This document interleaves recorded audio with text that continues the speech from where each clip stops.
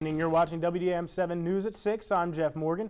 Mardi Gras kicked off a beautiful weekend here in the Pine Belt. The annual Kairos Mardi Gras Parade made its way along Hardy Street in perfect weather as dozens of people lined the streets of Hattiesburg to catch beads and see the floats today. Folks came out from all over to watch the Kairos Mardi Gras Parade. And the fun is not over yet. Mardi Gras is still going on over in Laurel with the Crew of Blue parade that's rolling through right now. Our Brandon Walker is there checking out the action. Brandon, what's it looking like out there? How's it going, Jeff? Man, I'm here at the Crew of Blue Mardi Gras Parade here in Laurel. Things are getting kicked off. It actually starts at 6 o'clock. They haven't left yet, but I'm guessing they're getting ready to prep out. We're here on Mason Street in Leonton. I want to say it's Leonton Price Boulevard, right beside the McDonald's. They're getting ready to kick off. As you can see, there's several floats in line, and I want to say this is put on by the police officers and the firefighters here in Laurel, hence why it's called Crew of Blue. And again, this is their Mardi Gras parade that they put on. Just a fun family event. There's several people out here that are getting ready for the parade. There'll be Mardi Gras beads, there'll be candy thrown, I'm sure there'll be candy bags and different things like that. So if you can make your way out here, I'm sure this event will probably last about an hour, maybe an hour and a half. They're going to turn onto Mason Street, and they're going to go all the way down to the library here in Laurel. So again, if you can make your way out, certainly make it out here. Temperature's about 57 degrees and things are looking good. But Jeff, I'm gonna send things right back over to you. Again, I'm here in Laurel at their Crew of Blue Mardi Gras Parade. Thanks, Brandon. Looks like a fun time out there. Hattiesburg was in the Fat Tuesday spirit today with thousands of people gathering to watch the 9th annual Kairos Mardi Gras Parade. Charles Harrington was also in attendance and tells us all about it. Some were attending the Kairos Mardi Gras Parade for the first time. I'm just ready to see the experience and see how Hattiesburg jump it off. Hoping to catch a lot of beads and stuff today. Others were making a return trip for this annual event. It's just the spirit of it. Just everybody coming together and having fun. You get to associate with a lot of people you know here. As you can see, everybody's out having fun. And fun was what it was all about, but family-oriented fun.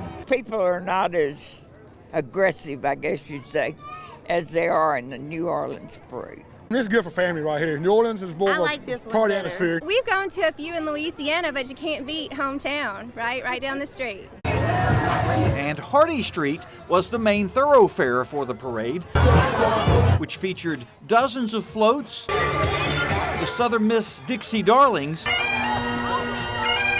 the Hub City Highlanders Pipe Band, and the Honey Island Clydesdales. The parade began at Southern Miss at 4th Street and ended on 38th Avenue. Charles Harrington, WDAM, on your side.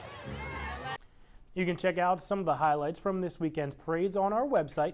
We have a slideshow of the pictures from the different events for you to see. And don't forget to also send us your Mardi Gras pictures and videos through our website, WDAM.com. All right, Jeff, outside right now, the temperature is 57 in Laurel, 58 in Hattiesburg. But the clouds are going to be on the increase later tonight. We expect a little light rain to move in after midnight.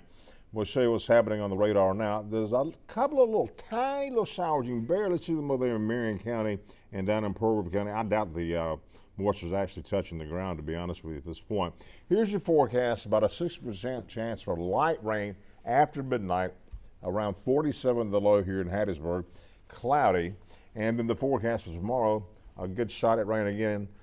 But I didn't make that graphic. But anyway, we got a 60% chance of rain again on Sunday. We'll have more on the forecast coming up shortly. Jeff? Thanks, Rex.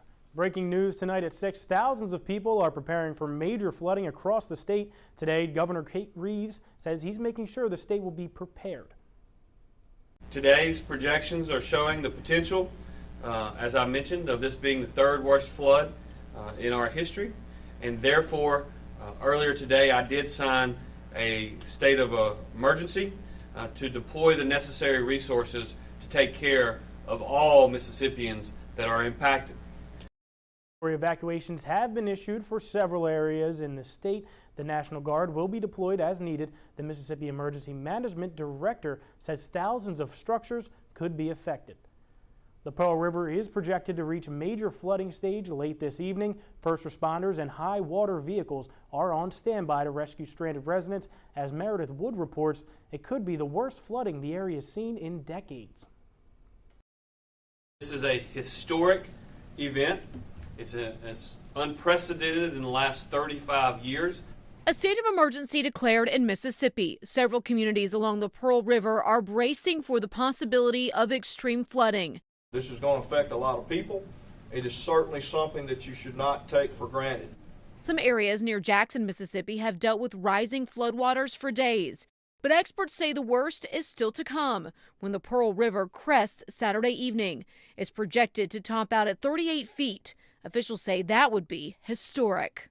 This will be the third worst flooding of the Pearl River and the surrounding communities. We haven't seen flood levels like this in the area since 1983.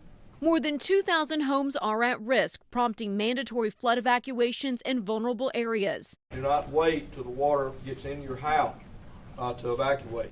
With the river expected to crest overnight, officials warn roads that are visible now could be underwater by nightfall, making travel and evacuation dangerous. If you have been alerted, please get out before dark tonight. More rain is in the forecast for Sunday, meaning the flood emergency could continue through the start of next week. I'm Meredith Wood reporting. Topping our crime tracker this evening, the last of 3 escapees from the Covington County Jail are back behind bars in Collins. Christopher Love was brought in from Harris County, Texas, where he was busted for petty larceny. He, along with Alexander Knight and Dylan Parr, escaped on January 15th. Parr was caught a couple of days later, and Knight was on the loose for about 2 weeks. All 3 face escape charges. On Christopher Love, Crime Stopper tips came in, in the last couple of weeks, give us information. As everyone knows, the United States Marshal Service was looking for him. And just by the draw of the luck, Harris County, Texas, picked up Christopher Love on petty larceny charges there. And booked him into the facility and realized that he was wanted by our agency. The 3 escaped by climbing bed sheets and getting out through a skylight in the roof. Sheriff Perkins says changes have been made to keep that from happening again. Also in our crime tracker, 27-year-old Christopher Thames, a former Petal teacher, is charged with exploitation of a child and touching a child for lustful purposes. Petal police say he was fired from the Petal School District after alleged misconduct with a student. His bond is set at $200,000. You can read more on our website, including a statement from the superintendent at WDAM.com. In Hattiesburg, Revelry 2020 is in full swing. USM School of Performing Arts puts on over 50 events to showcase their skills. It's 13 days of performances, exhibitions, and workshops. Some of the events are free to the public, while others you'll need to buy a ticket. The event will go on until the 20th. Dozens of runners and walkers took part in an annual event this morning to benefit a longtime Petal charity. The 8th annual Lighthouse Dash at the Petal Civic Center featured a 5K run and a 2-mile walk. It was all done to raise money for the Petal Children's Task Force. That organization operates a food pantry that's been around for about 30 years. About 150 people participated in the event. We have a lot that come every year. They know we have it, and it's a great turnout. We get a lot of great support. They know the cause. It's a good cause, and it pays for food so that we can hand out to those in need.